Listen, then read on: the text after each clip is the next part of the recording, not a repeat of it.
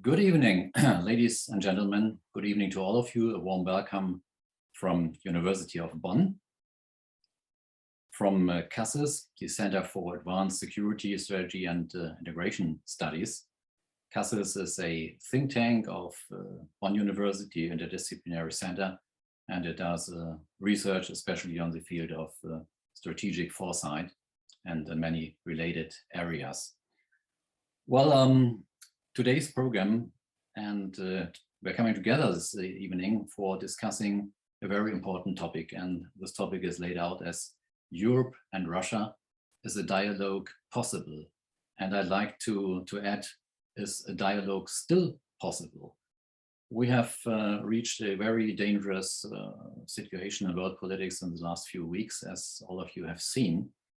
And in fact, the Ukraine crisis, which is developing currently, is overshadowing everything. So when we are planning on this format here, well, I would love to put it on our ability for strategic foresight that we knew it in advance, but of course we did not.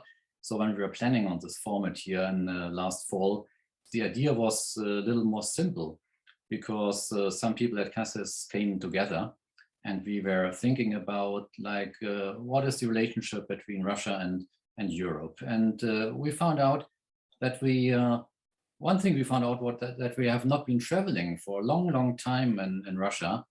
And another thing is that we are not regularly having meetings with Russian colleagues, etc. So we had the impression we need to do something on that. So some colleagues at CASSIS gathered, including Dr. Heumann, who is not a member of CASSIS, but he is affiliated with us. And so we came together and said we need to do something on that. And we set up a format which had the intention to discuss the question of, is a dialogue between Europe and Russia possible, and what can we do on that? So we didn't expect the situation in which we find the West, not only Europe, but the West and Russia now with this ongoing Ukraine crisis. We, of course, didn't expect it to heat up in such a way as it can be seen since last December. So this makes it unavoidable to talk about the current crisis. And well, even if it would not have developed like this, it's very clear that the Ukraine question is very much at the core of the set of problems Russia and the West are facing with each other in terms of security policy. So that is what we are going to talk about tonight, and we are trying to do this in sort of a structured dialogue. So we're going to start with some introductory statements, and we will shed some first light on the actual developments going on, and then we want to have a closer look for the long lines in history. So the relationship between Europe and Russia in a historic perspective, and we especially want to stress this period of the 30 years after the collapse of the Soviet Union and what has developed, missed out chances, things which went wrong, things which could have been handled in a better way. But this is not going to be a history lecture, so we definitely come back at a certain point to the current crisis, and that is what we want to put more emphasis on and more focus, and that is the question of what can we do now in the situation in which we find ourselves, the current crisis, and where to go from here, and what will be possibilities, what will the future bring, what can we as scientists do in this crisis, what for advice we can give to politicians if they hear it or adopt it or not. We have no influence on that really, but at least we can try whatever possible. So that is what we are going to do tonight. And well, I move on, and I'd like to present my distinguished guests, which I'm having here for this panel tonight. And I'm very happy to have you here, and also I'm a little proud to have you here, because we are having two German nationals among the panelists, and we are having two Russian nationals among the panelists. And that is really something, because for quite a long time we have been trying in many formats to get more Russian colleagues involved, and it has not been easy in many cases. I also have the personal experience of finding a Russian author for like my handbook on geopolitics and security in the Arctic. If I would have known Professor Sergunin, my dear colleague in St. Petersburg before, I would have probably found the one. But I heard from him that he uses the book regularly with his students. So also he was not included. I found another Arctic expert. But I go step by step. And so I'd like to first introduce, ladies first, the distinguished speaker, Ute Kochlowski-Kadjaia. She is, well, she has worked for a long time in the banking sector and worked also with Osteuropa Verein and Osteuropa-Ausschuss of the German economy. And she is currently project leader of for Russia and Central Asia of the Friedrich-Naumann-Stiftung für die Freiheit. Welcome, Mrs. Kochlowski. Good evening. So I move on, and next on my list is Dr. Alexey Gromyko. He is a professor and director of the Institute of Europe at the Russian Academy of Sciences, which anybody knows. And also, at least the older generation here in the audience will say something like Gromyko. This name means something to me. And indeed, yes, he is the grandson of the, I would almost say, eternal, legendary former Soviet foreign minister, Andrei Gromyko. So a warm welcome also to Moscow. And to thank you, Dr. Weber. It's a pleasure to be with you, and I'm looking forward to our exchange of views and discussion. Great to have you with us. So next on my list is our colleague, Professor Dr. Alexander Sergunin, and he is professor at the Institute of International Relations at St. Petersburg State University, SIPU. And he is, as you have already heard, an expert on Arctic issues, but on also other many fields of politics alike.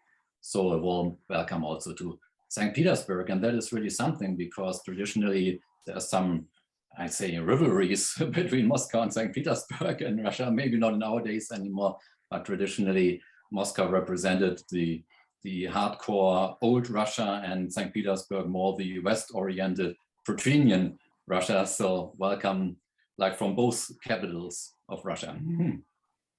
Thank you very much for the kind introduction. It's my pleasure to participate in this webinar. Thanks. Thank you. So, and the fourth panelist on my list now is Dr. Hans-Dieter Heumann, and he looks back at a long career in the German Federal Foreign Service. He was ambassador, and in his last position, he was president of the BAKS, Bundesakademie für Sicherheitspolitik, the German Federal Foreign Academy for Security Policy. Welcome, Dr. Heumann. He is also based here in Bonn. Den Ton müssen wir von Ihnen noch haben, but okay. Ja, jetzt habe ich es vergessen. Nochmal guten Abend und добрый вечер, коллегами. Well, it's great to have all of you here, and we move right into our discussion, and we are doing by, well, an attempt of answering the first question, and that is the question of if there is a dialogue between Russia and Europe still possible after we have reached such a stage of international development and difficulties with the Ukraine crisis. And I'd like to start with Mrs. Kochlowski, and she has been in Moscow, she told me, for a very, very long time. It's basically decades with small interruptions. And so she is the only one who gets a little additional question at the beginning, because as I've mentioned before, all of us, the Germans haven't been in Russia for a long time, by exception of you. So could you try to explain us if there are significant changes, how in Russia things in the last few years have been discussed in terms of relations to Europe, in terms of security developments going on. So can you give us a little insight what's going on, and then please also move to the first question, like if there's a dialogue still possible. The floor is yours. Thank you so very much. If you don't mind, I would like anyway to start with your first question: is dialogue still possible in such a heated situation? I think it's not only possible, it's needed, as for Europeans, a really full-fledged war is not an option at all. So a dialogue is needed, and we have to have this dialogue. And as I see it, this dialogue was enforced by Russia in the last years, and now I think Russia feels strong enough to put on the table a new security approach from the Russian side for Europe. And they would like to have the Europeans on the table as well as the Americans, and to discuss and to negotiate again the security options or the security structure for Europe in a new way from a Russian point of view. And I think this is what stands behind this, and that it's underlined by military actions. As we see, we have 1,000 people standing behind the Ukrainian border. And from my point of view, this is not quite the way we should decide in Europe such questions. But in the end, we have this dialogue now. You see, we had in the last days a dialogue between not only the Americans and the Russians, we had a dialogue with the OSCE and NATO and the Russian Federation. And this NATO and Russian Federation Council, it was not working for years. And I think that's really a progress, and it's really good to have it again, because otherwise, having this dialogue, we can't find solutions for the questions we stand behind. So I think, however, we are now on a stage where we indeed start negotiations. I have to point out that EU told that they will have discussions and disputes with Russia, and Russia underlines that they will have negotiations. This is quite a difference and a different approach to come to this thing. But I think to avoid a war, we should find all forms we can agree on between Russia and the EU to avoid this war and to come to dialogue and maybe to negotiations as well, how to come further and how to find a security structure which will be comfortable as well as for Russia, because they have real security interests. But every country in Europe has these security interests as well, and that should be accepted by Russia as well. So we have to have a dialogue and negotiations at the end, that we will come to an agreement or whatever that will allow all of us and all countries to feel secure in Europe, and to have such a structure where indeed every country can agree with. So this is the starting point from my view, and I'm very interested in the point of views of my Russian colleagues as well as the German colleagues. Thank you very much, Mrs.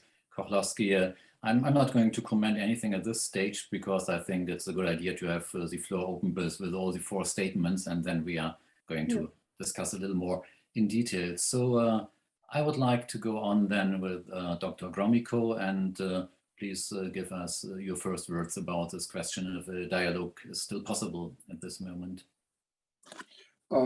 Thank you, Chair. I would start with saying that the dialogue in the sphere of security, I think that today we're discussing not just a dialogue, but a dialogue in the sphere of security. It is not just possible, but firstly, it is extremely necessary. And secondly, in fact, such a dialogue is going on. And more It is getting serious and mature. So what, from my point of view, are key components of such a dialogue in the sphere of security? Of course, Ukraine is not a core of the current problems in the European security. The fundamental point is that from Russia's point of view, it is not just the right to choose alliances, which plays a crucial role in the sphere of European security, but there is, well, a second side of the equation. It is the concept of indivisibility of security, and particularly the elements of equal security and the obligation that no country should strengthen its security at the expense of the other. And I would just like to recall that this principle is enshrined in the Helsinki Final Act of 75, in the Paris Charter of 1990, in the Russia-NATO Founding Act of 97, and in the Security Charter of Europe in 1999. My second short point would be that from the Russia's point of view, there should be not just two options or an alternative in which military bloc you participate. We forget that there is one more kind of status in the sphere of security, and this is neutrality. And in Europe, well, there are several countries like Finland or Austria or Switzerland, which in this or that sense are neutral. And from my point of view, one may say that the security of these countries is even higher than the security of some member states of NATO. So I think that we should think about this status when we try to diffuse certain very important problems and conflicts in Europe. And also, from my point of view, something what may be very important in getting closer, bringing closer the positions of Russia and, for example, of the United States, of NATO on the issue of expansion is an option of moratorium. This option now is being put forward by quite a few specialists, not just in Russia, but in the United States, in Europe. And for example, a certain moratorium on new membership in NATO for 20 or 25 years, which would not undermine the Article 10 of the North Atlantic Treaty. So this is something where we should also, pursue a quest for more stable and secure Europe. And just to finish, one more point, that of course we need a significant set of agreements and treaties, be they political or legally binding. For example, in the sphere of military to military communications, on military exercises, on patrols of strategic bombers, we need a NATO-Russia comprehensive agreement on the basis of well-known for specialists in security, on the basis of well-known INC and dangerous military activities documents. We need to to try on all sides to take obligations not to deploy strike systems, either nuclear or conventional, on the contact line in the contact zones between Russia and NATO, and of course, which is crucially important and in the league of its own, that there should be an agreement on a Russia-NATO legally binding moratorium on the INF land-based systems, both nuclear and conventional, including hypersonic ones.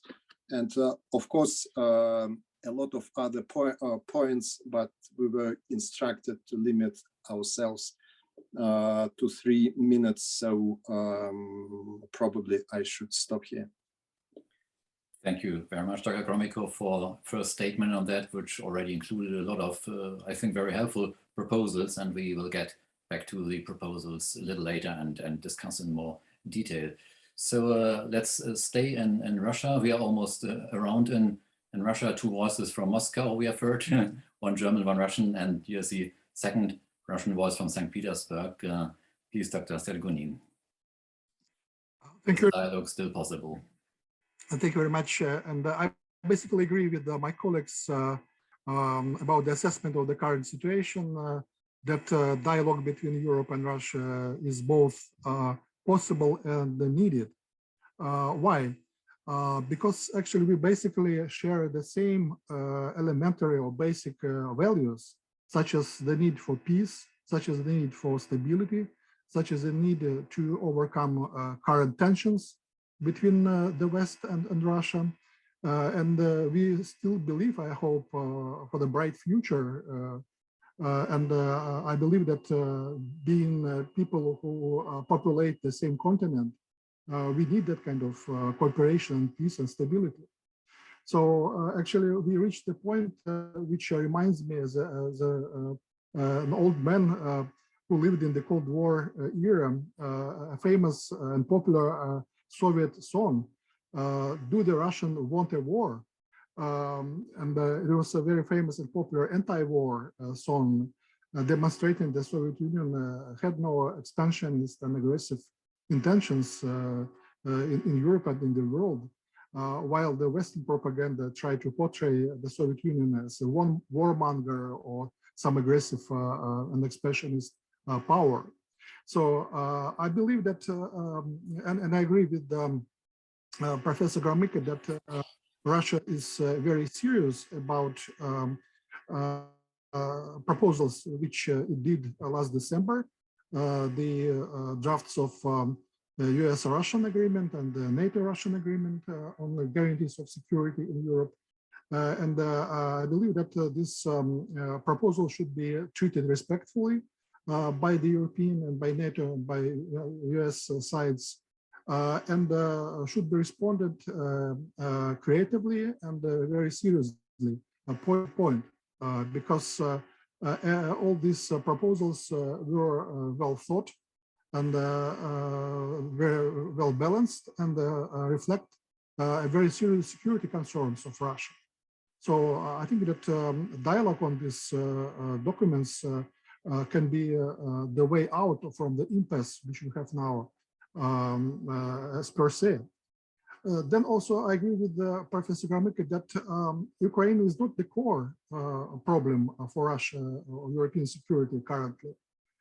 The main problem for Russia is the lack of reliable security regime in Europe. And Ukraine is just one of several serious problems which shape that kind of security problem for Russia. So I think that we as academics, as an experts in European security, we should be objective, well balanced. We should do not believe to the fake news. We should not believe to a lot of misinformation, infobesity, which surrounds the current situation. And we should operate only with some objective facts and some exact facts. For example, like assertion that there's 100,000 Russian troops around the Ukrainian border. It's a complete misinformation. If you look at the maps which are demonstrated by various Western mass media, you can see that they are located in a small town, Yelnya, nearby Smolensk, which is 300 kilometers from Ukraine border, and only some very small units, Russian units, they visit or they have exercises in the neighboring regions with Ukraine, like Bryansk, like Kursk, like Oryol or Voronezh or Rostov regions during the exercises, which are planned, which are well known in NATO, and they do not represent any threat to Ukraine or anyone. So just look at the real facts, not fakes, not some kind of information noise, which is created by, unfortunately, by some Western mass media. And I think that this kind of propaganda is doing a wrong job, trying to replace or substitute the serious, the very important security agenda in Europe between European countries and Russia by the Ukrainian question, by the accusation of Russia in planning this invasion or aggression. So I think that we should be very balanced. We should operate on the proven facts, not different fakes which are or leaks which are launched by different mass media and not supported by any solid evidence. And I think that this is a precondition for the real normal dialogue between Russia and the European partners. Thank you. Thank you, Dr. Sergunin, for this very clear statement. Also, I would say in some parts very controversial, but that's what we are here for, to discuss those points, and we will commence doing that very soon. But to have the first statements of all of the panelists, I move on to Dr. Heumann, and again the question, is a dialogue still possible? Yeah, thank you. Let me make just 5 points briefly. Of course, it's possible, and it's getting serious, as Dr. Gromyko just said. I agree with that. It's getting serious if it's based on the principles that both sides, Europe and Russia, already agreed to in the past. Principles among them, sovereignty, territorial integrity, the non-use of force, and the free choice of alliances. Though I've heard what Dr. Gromyko said about both the free choice of alliances and the common security concept, what I found interesting. By the way, some of these principles are already mentioned in the Russian draft treaties, which I found interesting, and we should take it seriously. So I agree with Dr. Sergunin on this. Second point, in diplomacy, you do not usually negotiate under pressure, under threat. And for the negotiations to become meaningful, I suggest that there should be a withdrawal of Russian troops from the Ukrainian border. And what Dr. Sergunin said, that the number of 100,000 troops is fake news. It's the first time I hear it. Third point, and probably not expected by the Russian side, is that the Western unity, the unity between the European Union and NATO at the moment is remarkable, as you could see at yesterday's meeting in Paris. And they agree on also on the strategy, that the strategy should have both deterrence and dialogue. My fourth point, usually in this negotiations you have both negotiables and non-negotiables. And among the negotiables, yes, sure, it is legitimate to discuss security interests, to negotiate about them. And arms control and confidence building measures, they're certainly among the negotiables. And Dr. Gromyko has just talked about this. We certainly will have it in the discussion later. He has, by the way, some time ago proposed some risk reduction measures, military risk reduction, together with an expert group. Among the non-negotiables, it's not just a matter of goodwill. I mean, how do you imagine that a written guarantee of NATO not to enlarge, how do you imagine to get it through US Congress, for example, or through the ratification process in NATO? So I don't, where's the point? My last point, the fifth point, and there we disagree, obviously. To me too, the Ukraine is at the core of the whole problem, because Europe is committed to territorial integrity of the Ukraine. And this is also an issue for the Normandy format, which we'll meet tomorrow, by the way. And after having met for the last time in 2019, this is, in my view, a very good sign. Thank you.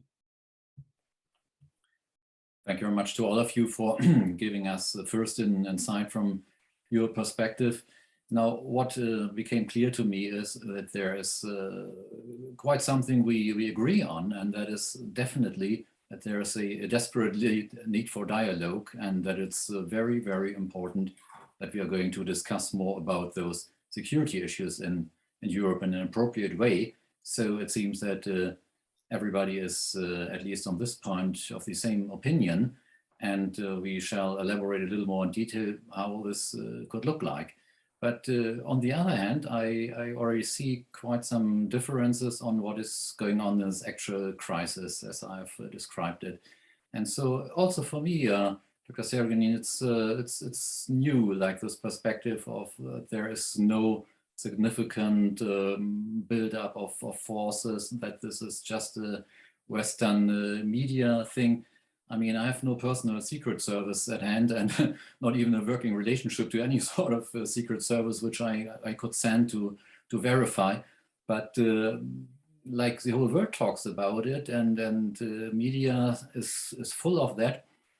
I'm not sure if it's only the Western world. I see that the Ukrainians seem to be rather relaxed about the issue. That gives me some hope on that. And so this is already a differentiation I'd like to make, that Ukrainians maybe are not taking it that serious as some people or governments or organizations in the West are doing.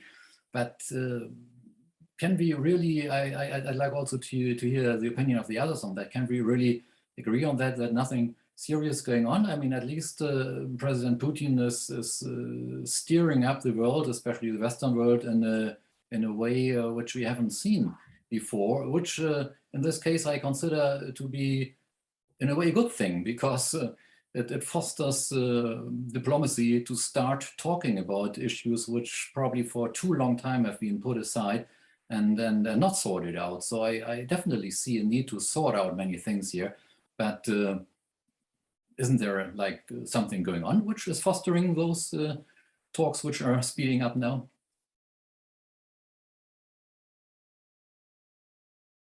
Should I respond? Yeah, if you like to, you can go in first. Yep.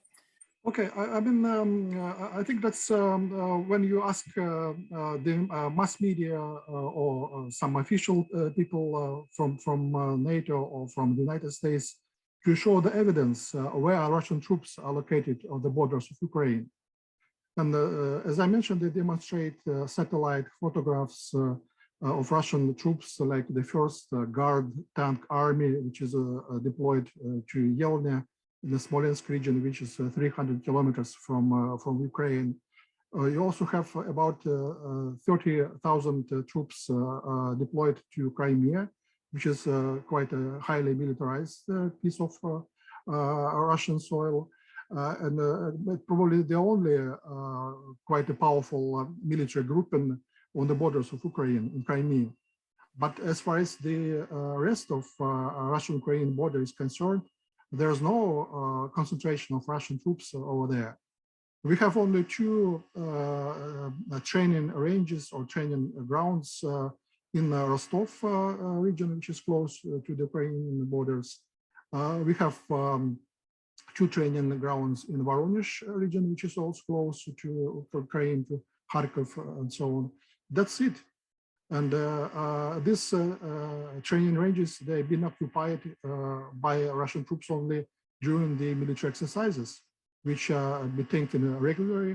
The last ones were in mid-January, and now there is another military exercise, Russian-Belarusian exercise, which is planned in the beginning of February, and it will be arranged on the Belarusian, not Russian, not Ukrainian territory, and far away from Ukraine, by the way.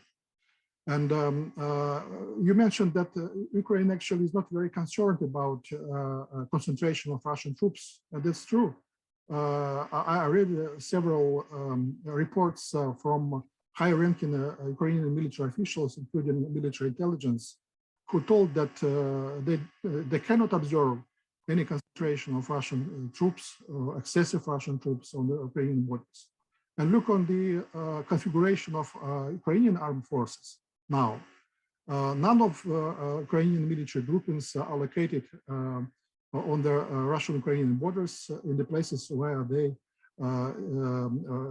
allegedly planned from Belarusian side, from Ukrainian side, and so on. The only concentration of Ukrainian troops, which is about 100,000 people, is on the ceasefire line between Ukraine and the breakaway republics of Donbass. That's it. So you think it's like just a hysteria created by Western media on the... Absolutely. Mm-hmm. So that's a very, very clear point. May I nevertheless a little bit disagree, because Russia has nuclear weapons. Russia has one of the biggest armies in the world. Russia has a veto seat in the United Nations. None of your European neighbors has such strengths in military forces. And so I think the threat is not from your neighbors, but the threat, and we can imagine why they feel this threat, your European neighbors from Russia, and standing even by Smolensk with 100,000 people. It's not a joke, you know, even if there's 50,000 or something like that, because in peace times you have no need to station 50,000 people or how much ever. So I think, and what I would like to point out is, what I need, we have only a stick on the military forces. And if Russia really wants to have some negotiations about security, security is more than military forces. Security is also close ties with Europe in economical, in cultural, in other ties. And I have absolutely no proposal from the Russian side how to strengthen these ties, you know. We have only a stick on the military security, and it's definitely needed to have some very strong and very, very intensive negotiations about arms control, arms disarmament, all these things.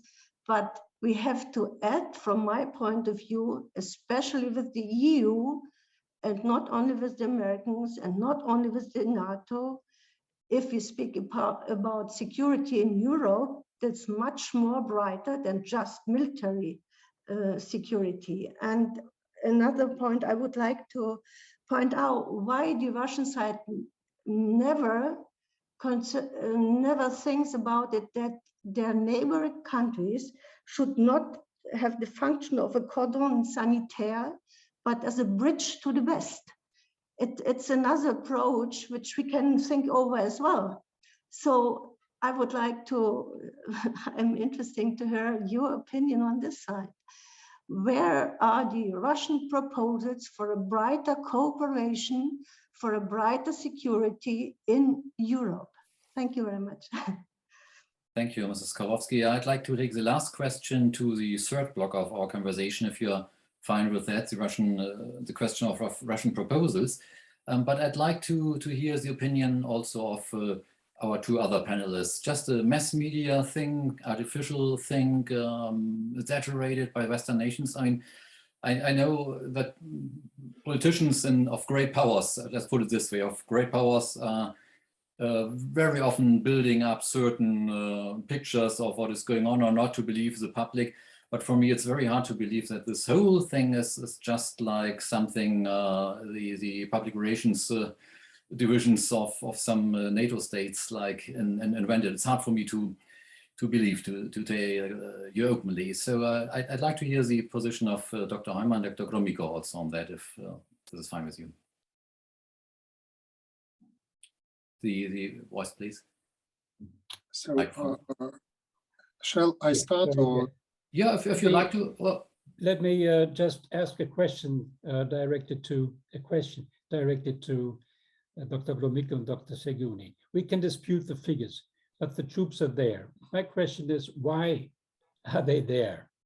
Second question, from your point of view, why are they there? They don't need to be there.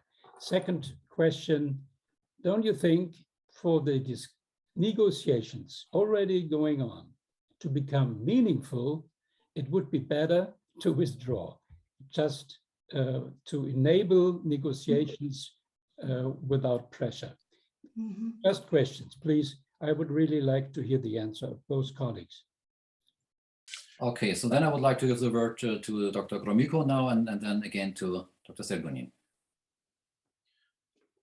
Thank you. Well, I would say that something surreal is going on. We are discussing if Russia should have a sovereign right, to have military forces of its own on its territory. And we are discussing if Russia should have a sovereign right to move its own military forces on its own territory. The military forces. Excuse me, my question was why? Why are they there? Not receiving the right. I'm going to ask the second half of your question when I finish answering the first part. There are from 60 to 70,000 troops from the United States in Europe. Why our German friends would not ask Washington what these 60 to 70,000 US troops are doing in Europe? Russia is not pressing Paris or Washington or Madrid or Berlin not to move your troops on your territory. Well, the second part of your question, where Russian forces are concentrated. Well, this figure of 100,000 troops, if you take the map, the number of these troops are spread over a huge territory, which is bigger than Germany. And you are saying that these forces are concentrated. This is not true. The next point, there are more than 100,000 Ukrainian troops concentrated very close to the contact line with Donbass. So why you are not asking Kiev why they are concentrating 100,000 troops on the contact line with Donbass? And by the way, the distance between Ukrainian troops and the contact line is several kilometers, and the so-called proximity of Russian troops to the border with Ukraine, 90% of these so-called concentrated troops are deployed in Russia at 200, 300 kilometers from the border with Ukraine. So, you know, to juggle with facts is very easy. But just I would like to share with you that when in the past months, weeks, and days, we have meetings, of course not public, but confidential, with top military and security experts from many European countries, from the United States. Most of them, their opinion is light years far from what we see in Western mass media. And of course, I could not but not to say that all these maps and directions of Russian invasion of Ukraine is a total humbug.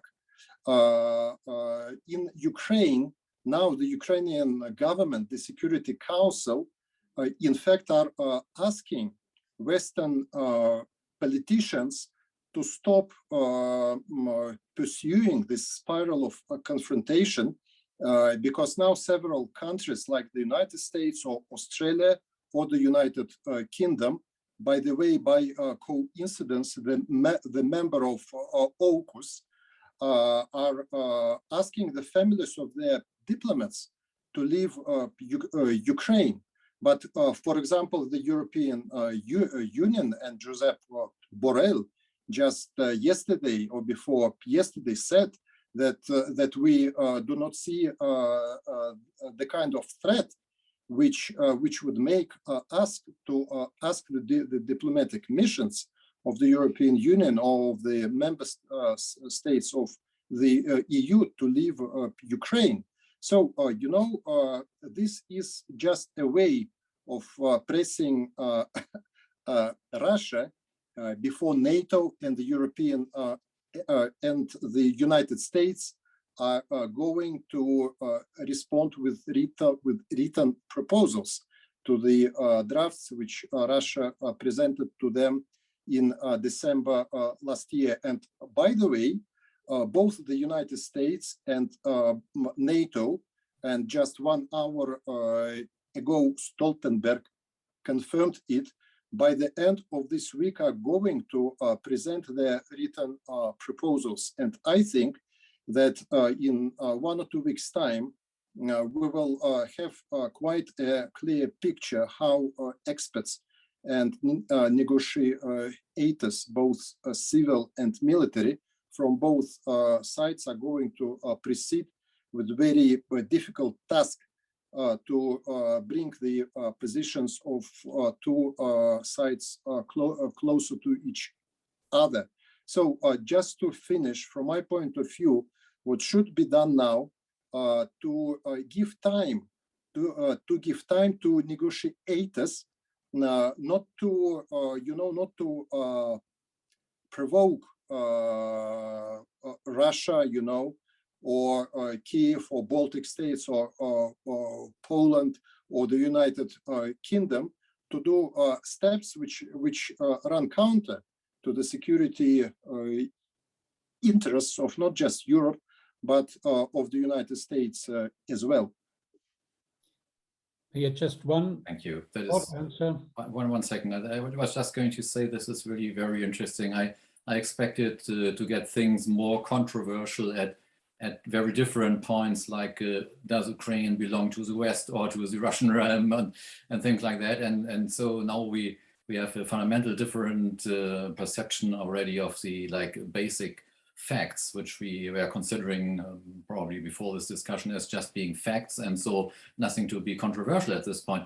It's just interesting that this is the case. So I see we have to talk about many more things than expected. Dr. Heumann. Just one remark. I listened very closely to what Dr. Gromyko said.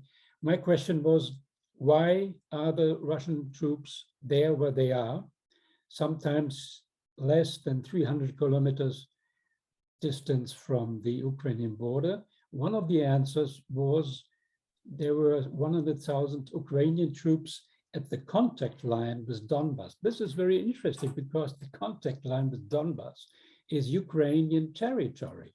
So we are talking about Ukrainian territory. Donbass is Ukrainian territory. And my question would be if this is agreed on by both sides. Okay, so yeah, maybe a very short reply by Dr. Gromyko, and then I really like to move on to Dr. Sergunin.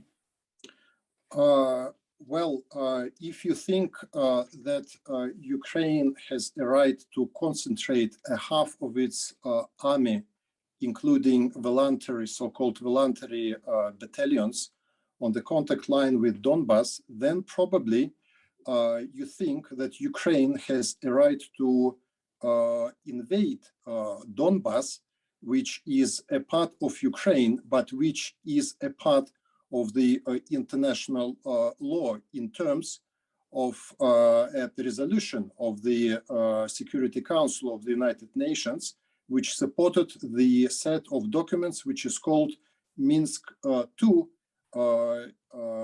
documents. In these documents, there are a lot which Ukrainian side has been breaching for many years now.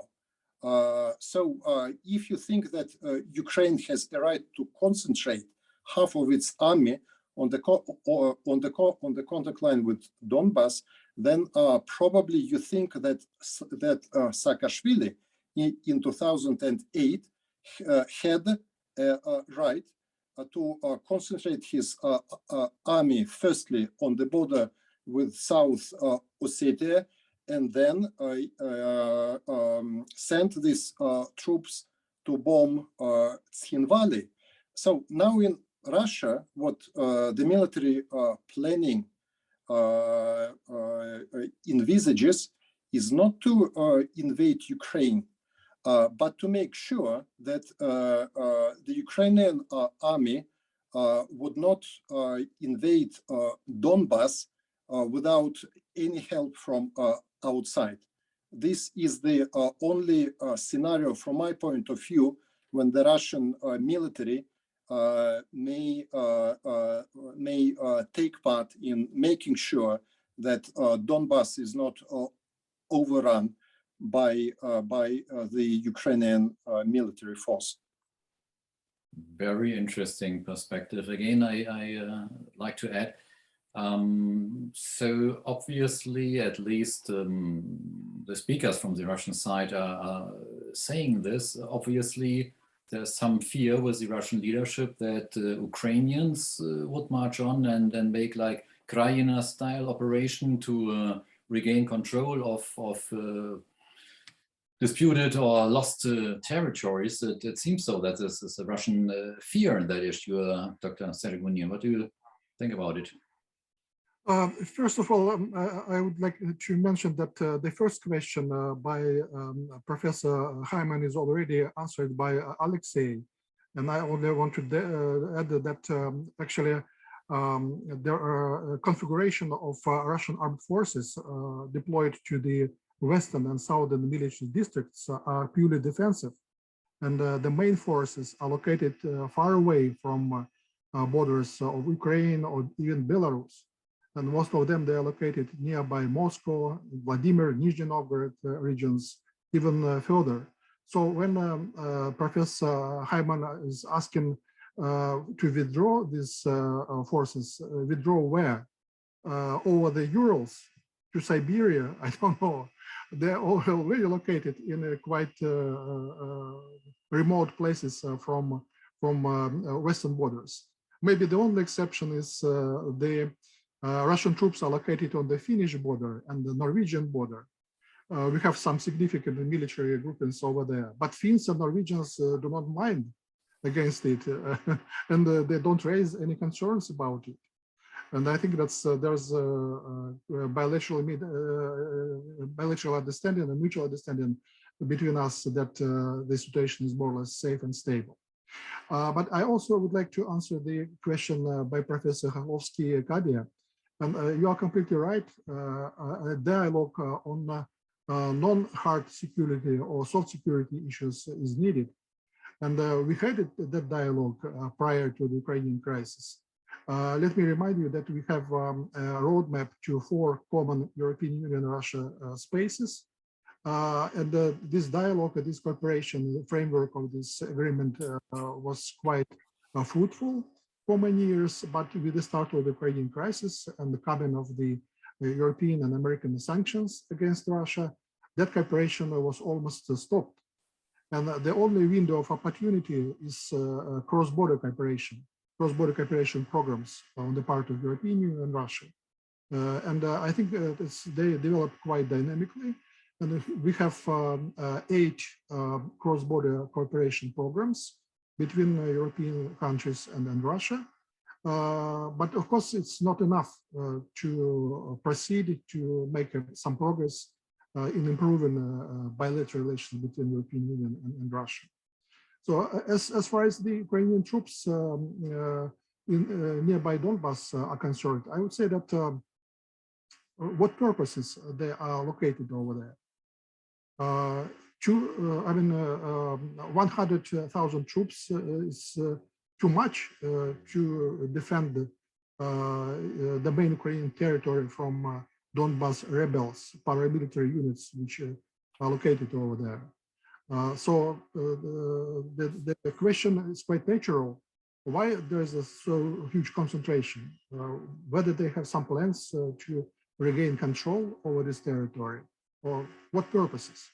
So of course it puzzles the Russian side, and some of the Russian military exercises clearly were intended to send a message to Ukraine that please don't dare to do that, don't invade Donbass. Let me remind you that quite considerable number of people in the Donbass republics, they have a Russian passports, Russian citizenship. And of course, Russia should take care of its own citizens if they are attacked by Ukraine or any other country. So I think that that kind of the lack of understanding between Ukraine on the one hand and the Donbass republics on the other hand, and also Russia, that's a very serious obstacle to starting a real dialogue between all these conflicting parties. But let me also remind you that Russia is not official part of Minsk agreements. Russia is the author or co-author of Minsk agreements and also a guarantor of these accords, but is not obliged to implement them. Only Ukraine and the Donbass republics, they have a obligation to implement these accords rather than Russia or other European guarantors like Germany and France. Thank you, Dr. Sergunin.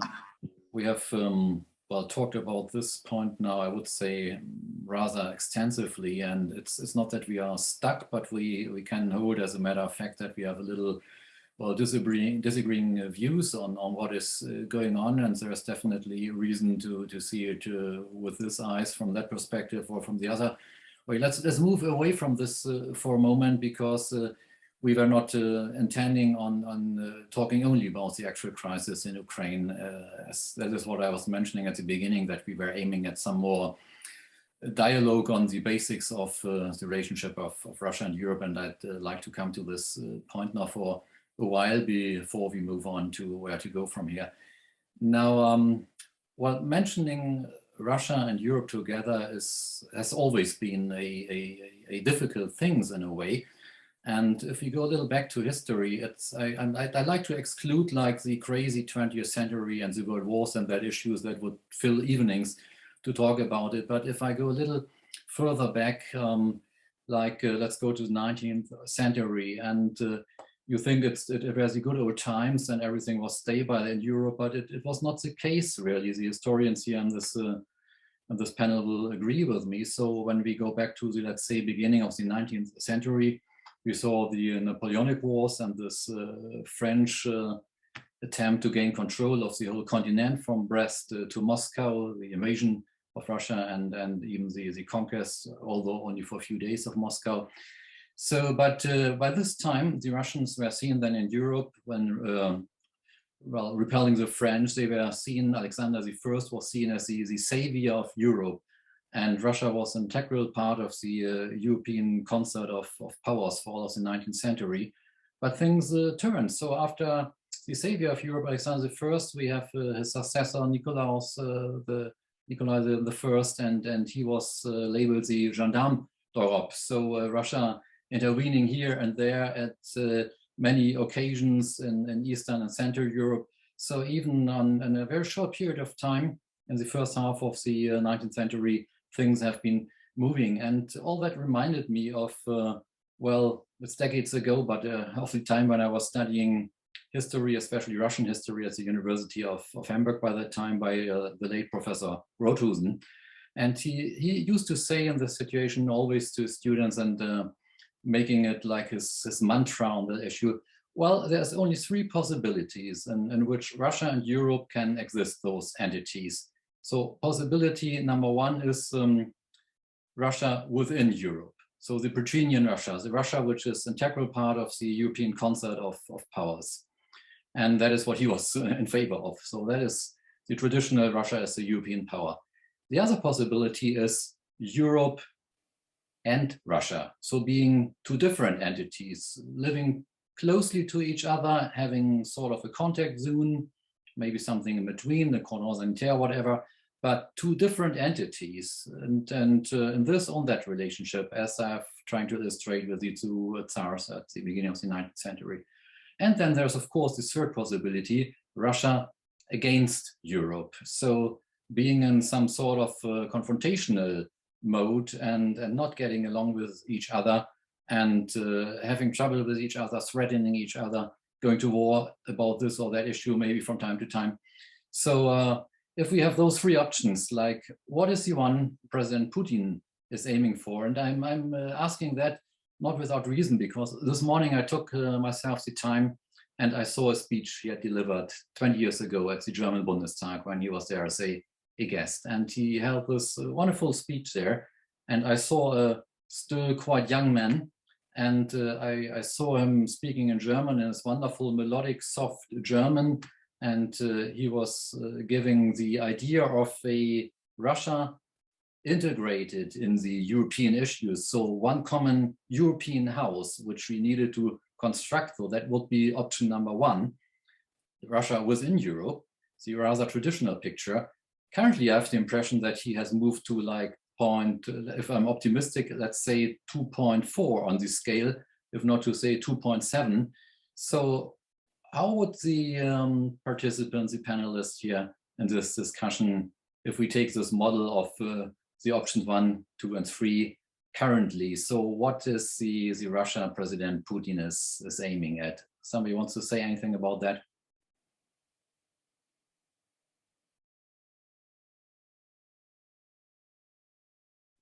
Well, if nobody is willing, then just to mention that Russia was invaded in the 19th century, not just by Napoleon. Russia was invaded also in 1853 by the troops from France, from the United Kingdom. Yes. And that was the invasion of Crimea.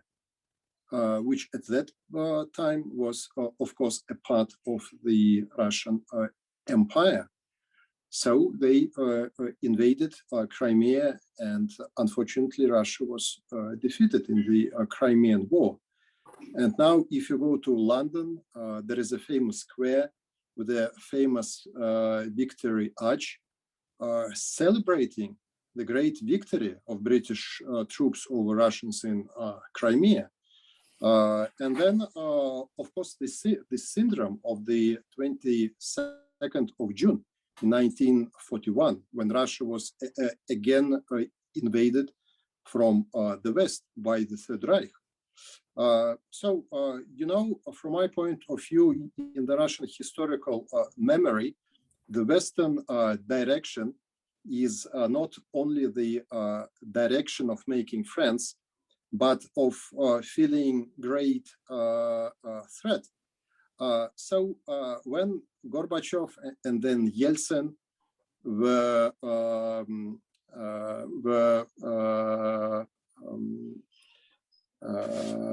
said on many occasions that NATO was not going to expand further, that many conversations with Western leaders took place starting from 1990. They continued in 91, and then in 92, in 93, in 94. Now we have hundreds and hundreds of unclassified documents which show how on many occasions the Soviet and then the Russian leadership were told that don't worry, NATO is not going to expand, and that NATO is a force of good. So now Russia has a common border with NATO. In case of several member states of NATO in Europe, NATO forces and infrastructure are on the border of Russia. And this time, when Russia is putting forward a proposal, let's recall the concept of common security, of indivisibility of security. We are told that, look, this is not of your business. If we want, to put troops there, to put striking systems here, this is our sovereign right. But please redeploy and remove your own troops from your own border. It would be great if you deploy them somewhere in Siberia, so that we feel good and nice. From my point of view, such kind of philosophy is not going to work. And NATO is not just a force for good, but NATO was bombing Yugoslavia. NATO was bombing Syria. NATO was in Afghanistan for 20 years. So, from the Russia's point of view, NATO is not a kindergarten, but is a military bloc, which starting from 1949 has had the key goal of deterring and containing Russia. If now you take all statements and military planning and military posture and concepts of NATO and the United States, Russia is the main source of threat there. So why do you want Russia to feel calm and unconcerned if you are saying that, look, NATO still is going to expand further, that we will take Ukraine, that we will take Georgia? Why do you think that Russia should just, be very calm and very happy with a military bloc, which Russia is not a member of, coming closer and closer?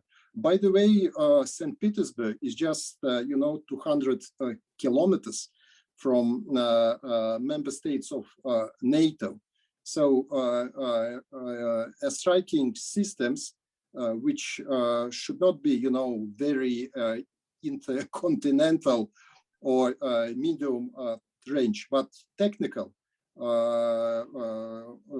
can be placed and are being placed in some Baltic states and other countries, which theoretically can be a source of threat.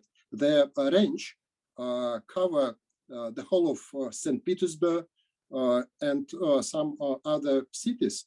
So if, for example, Ukraine becomes a member of NATO, and then on the requirement of Ukraine or on the basis of a common decision in NATO, you put striking systems in Ukraine or in Georgia, if Georgia becomes a member of NATO, then what is the flying distance to Voronezh, to Rostov-on-Don, to Moscow, to Smolensk? So this is something what in military planning inevitably is becoming a bone of contention and an apple of discord. And I think that that Moscow is very right to be, very serious and consistent and straightforward in its efforts to convince her Western partners that, we have been waiting for 30 years, but now is the time somehow to behave like mature people, to sit at the table and to negotiate the legitimate security concerns of both Russia, NATO, and Russia and the United States. May I? So, Dr. Heumann, I'd like to give the word to you, maybe a little more on the long lines, and maybe taking the last point of Dr. Gromyko. What are the legitimate Russian security interests, seeing the historical background which was lined out here? Yes, I think there's some common ground, and if we had time, we would have now a very interesting discussion, but not about the 19th century. Let me concentrate on the time after the end of the Cold War in the 90s, and in some points I could even agree with Alexey, with Dr. Gromyko. The question was the place of Russia in the European security order after the end of the Cold War. And we understand that Putin is not happy with this place. And the question also can be, did we listen when Putin already said this? You mentioned Dr. Weber already said this in 2001. Yes. Security, European security is not just about international law, that we have the treaty, free choice of alliances, it's also about security interests. And it's an old phenomenon in history that you have always a security dilemma between states, that the security can be at the expense of the other. This I understand. And the Western strategy was twofold. First, there was the effort of having a pan-European security order, with Russia having a place in it. I understand today that Russia is not so much interested anymore to be a player in the European concert, but a Eurasian great power in its own right between China and Europe. This was the first strategy. So this strategy cannot be pursued anymore. The second strategy was a German invention of the so-called modernization partnership to help Russia to modernize and thus having a very close relationship in the economic sphere. This also has changed because obviously there was no real interest in modernization. Things we should discuss why this strategy somehow failed. But now my question to my Russian colleagues is the following. The annexation of the Crimea and the war in Donbass is, in my view, a strategic mistake, a strategic blunder. Why? Because since 2014, the following, we have a process of the alienation of the Ukraine, which was not as critical towards Russia as it is today. Second, we had as a reaction the NATO forward presence at the eastern flank, which is being reinforced right now, which was not there at the time. We have countries like, besides the US, like United Kingdom, France, now in Romania, reinforcing their military presence at the eastern flank. We have neutral countries like Sweden and Norway considering NATO membership. And we have even in Germany a discussion now as a reaction to reconsider our position on Nord Stream 2. My question is, this 2014, the events there are all to the detriment, all have hurt Russia. So I think it's a strategic blunder, and maybe we can think over some of these measures. This is my question. Like this question is directed specifically towards to both somebody of the panelists, Russian colleagues. So I would like to have please very short answers, because the time we have left is limited, and I have still some points I'd like to talk with you. So please go ahead if you can in a very short and precise way. Thank you. Who wants to be first, like Dr. Gromyko, if you'd like to say something? Thank you, Chair. Strategic blunders, was a strategic blunder to bomb Yugoslavia and to break the territory of Yugoslavia into several parts, including Kosovo. Do you know that even a referendum was not conducted in Kosovo? Not a single time. In Crimea, they conducted the referendum.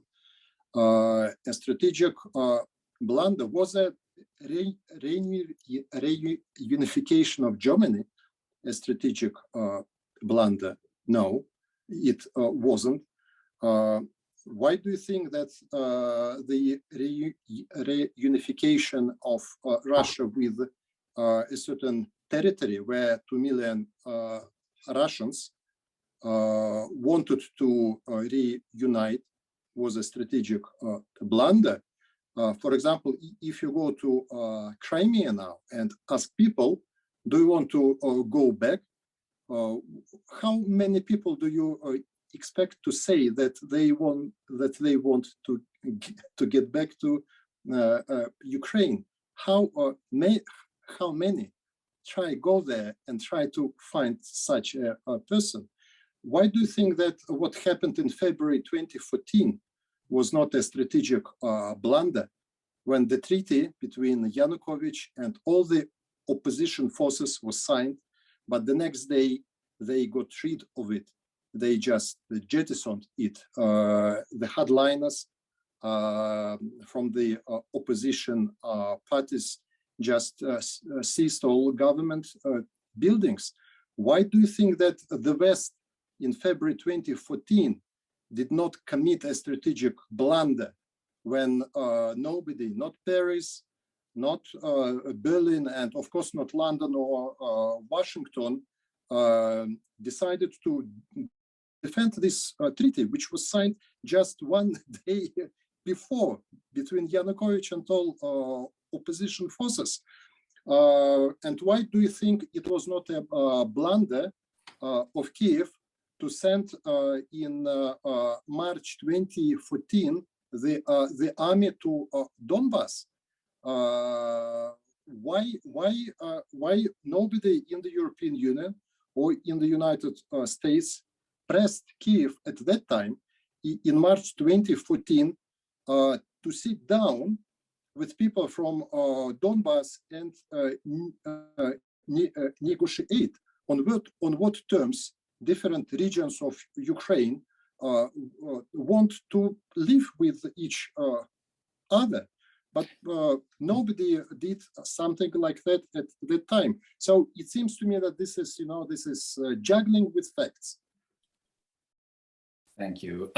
Well, this is all very legitimate points, and it would bring us in the need to discuss many of those points.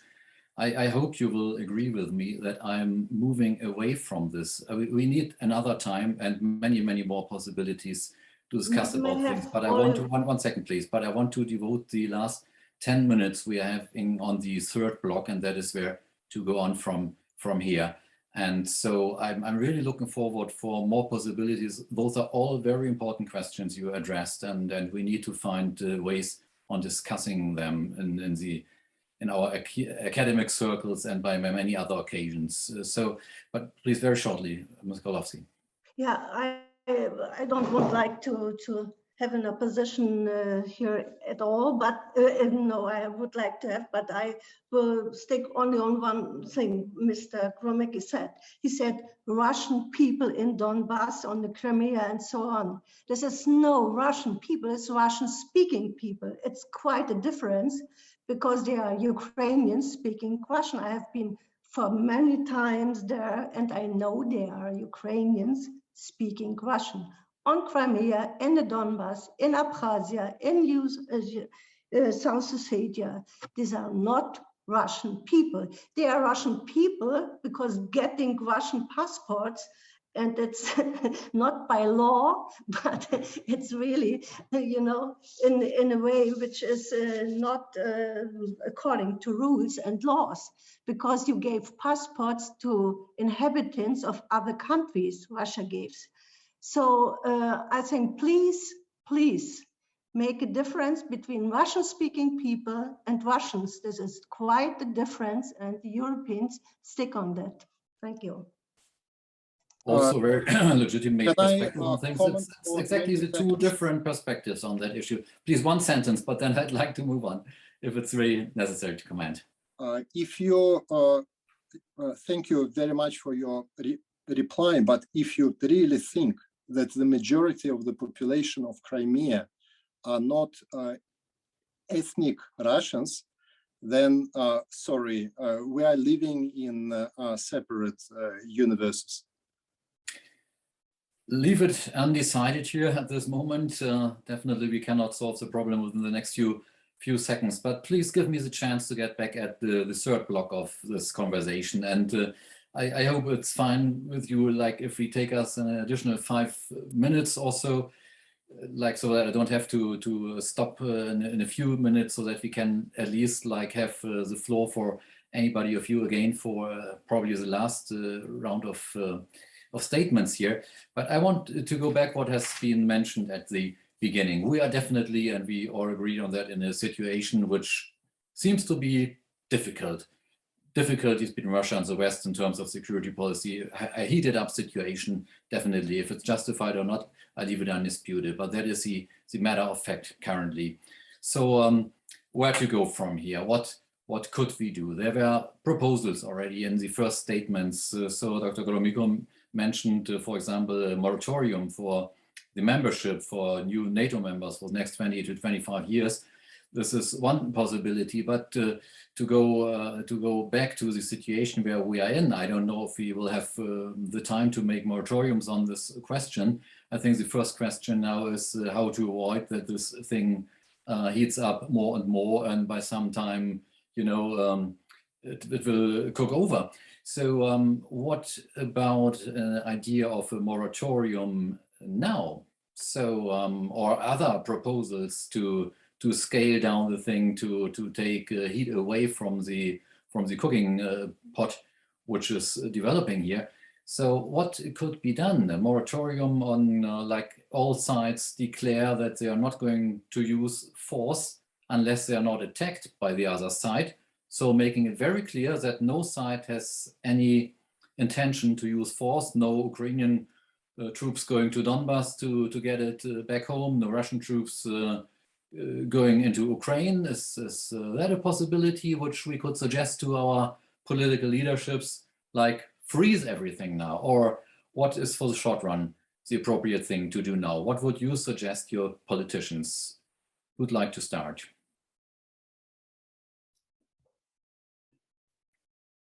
Who has not talked for quite a while? Like, yes, that's fine. Dr. Sergunin, please. Yeah, I think that actually we can start a dialogue based on the Russian proposals for the United States and for NATO. And actually all these measures which can be taken in the foreseeable future are already listed.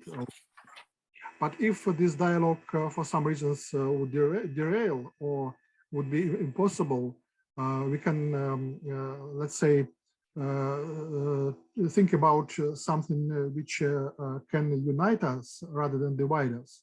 For example, we can start a dialogue on cooperation between civil protection agencies, which I guess to the benefit of every side. And then if this dialogue would be fruitful, we can go next step, for example, to develop confidence and security building measures in Europe based on Vienna document of 1994. And spreading this confidence and security building measures, not only on land, but also on the seas, which surround the European continent. And that would be, I guess, quite a realistic vision of the situation. And just a brief comment on but your colleagues' 3 options for Russia to have an interaction with Europe. I guess the first option, Russia is a part of Europe, is not realistic because actually Europe is not the single actor and the only actor, because also United States and Canada, being a NATO member states, they act together with Europe. So Russia, I would reformulate the question whether Russia could be a part of the West, so collective West, or not. And I think that's currently that's unrealistic option. The third option, Russia is against Europe or against the West, not desirable, neither for Russia nor for Western countries. As far as the second option is concerned, Europe and Russia or West and Russia are separate from each other. I think we can work on it. And what I guess is possible is the very old-fashioned, but anyway, it's quite a realistic idea of peaceful coexistence, which was invented by Lenin and Chicherin at the dawn of the Russian or the Soviet state before the Genoa conference in 1922. And still, that principles of peaceful coexistence still are quite realistic. And I think that some of the Russian proposals, which were done in December, they go along the same lines. So the idea of peaceful coexistence is the core of these proposals. Thank you. Yeah. Sounds like a good concept. Yeah. Dr. Heumann. Me, yes? Yes, please, go ahead. I would like, given in view of the time, I would like to end with a positive note, no, seriously, because there is a lot to negotiate about, and you find some interesting recommendations in Dr. Gromyko's experts group, the military risk reduction. But more concrete, I would say at first, arms control, it was already mentioned. Here we have the intermediate, not just nuclear, but also conventional missiles. I also think that the West should include missile defense in this kind of negotiations. We have in the conventional field a lot to negotiate. What do we do with maneuvers? How to have transparency there? And these discussion, and if you follow what the two partners, Ryabkov and Wendy Sherman, the US, they have said the same thing. So I think the negotiations about arms control and confidence building are already underway, and they will go on. And maybe the events also made the point of security interests clearer than it was before. There might be a positive result of this. Thank you. Thank you very much, Dr. Heumann. So who wants to be next? And in other words, who wants to have the last word then? Because I'd like to give the word to everybody of you for last time. Ms. Kochlowski, would you like to? Yeah, I would like to add Summarize. something. I'm agree that we have to really renew the negotiations about arms control about security issues in Europe, but we have to go further, as I start with today, because we have really common economic interests. We have from Mr.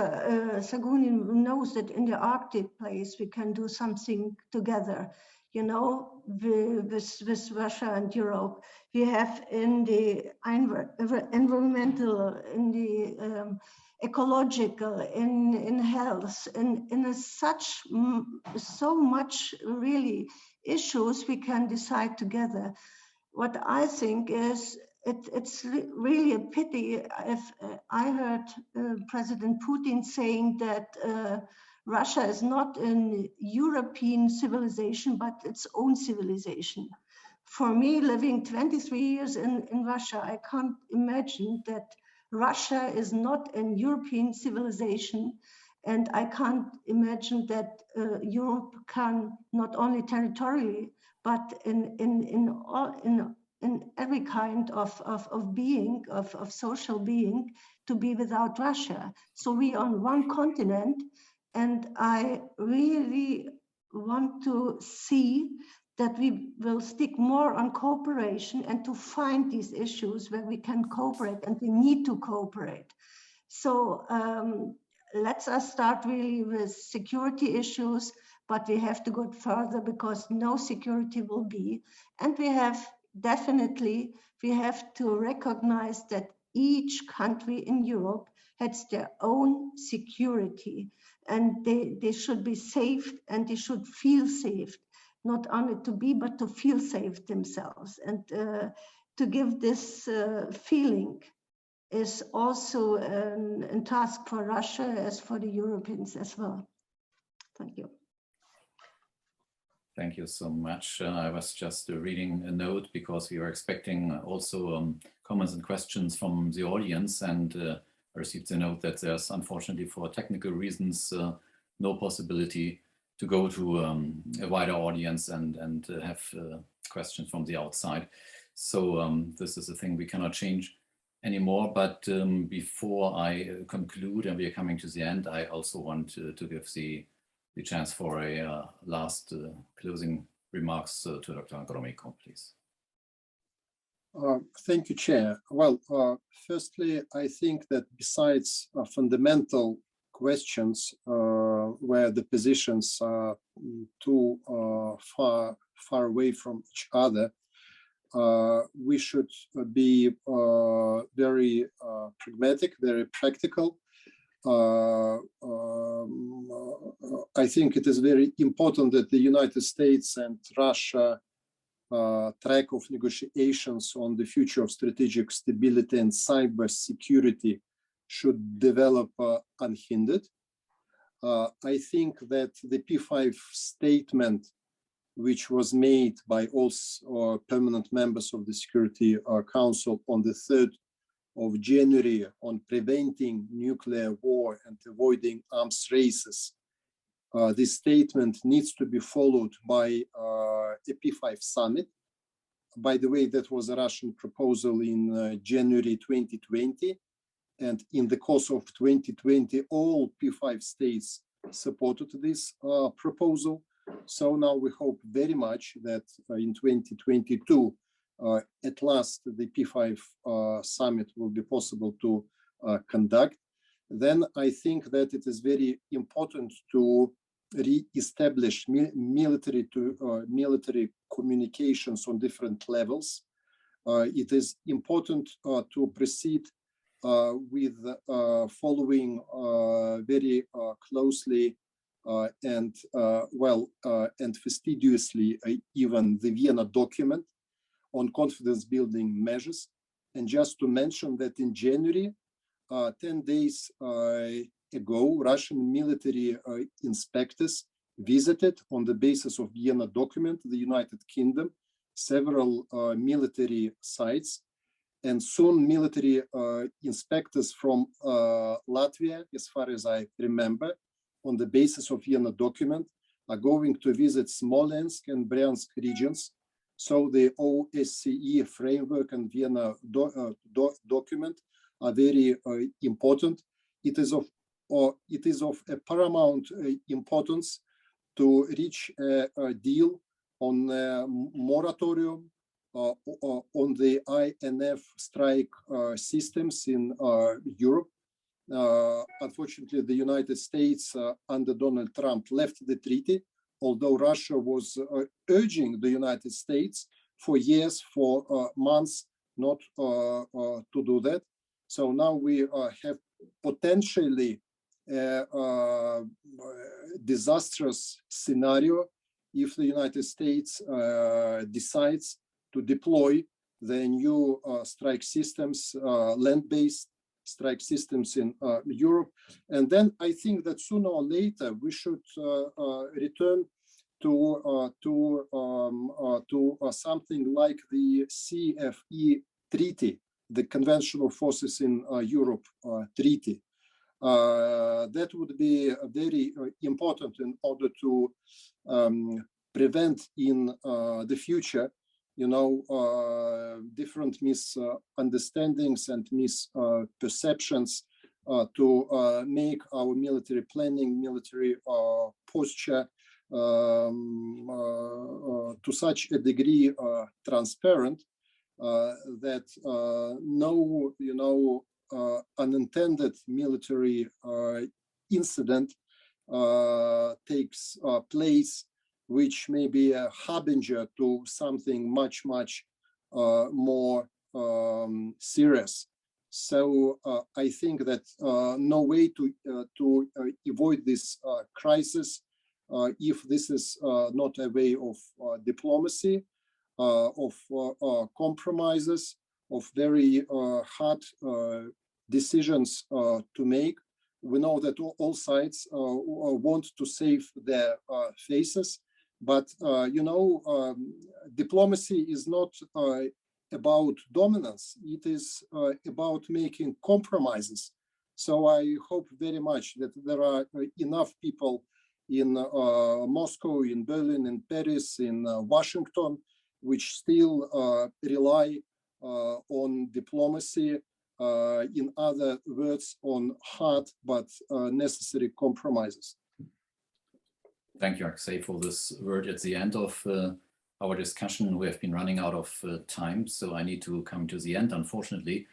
Well, everybody of us, I think, is going to sign your last sentences. It's the hour of diplomacy, and we can all hope that all politicians who are holding, well, positions and making a difference in this crisis, which has developed over the past few years, past few weeks, are going to do the right things. And I feel, let's say, I don't want to be naive, but I feel a little more optimistic after this discussion, although it revealed that there's many points on which we disagree, partially on which we fundamentally disagree, but it's all in the scope of things we can talk about it. It's just that we need more time to do so and more occasions. I hope that this was a good opening for having more dialogue, and more dialogue is definitely needed on all levels, and I think especially between the scientific communities in the realm of politics, political science, between our societies, because as I was mentioning at the beginning,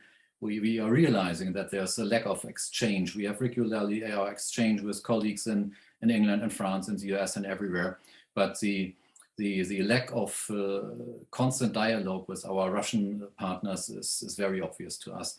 So this was a first attempt of working against that situation. And I hope that we will find many more possibilities in this or that way.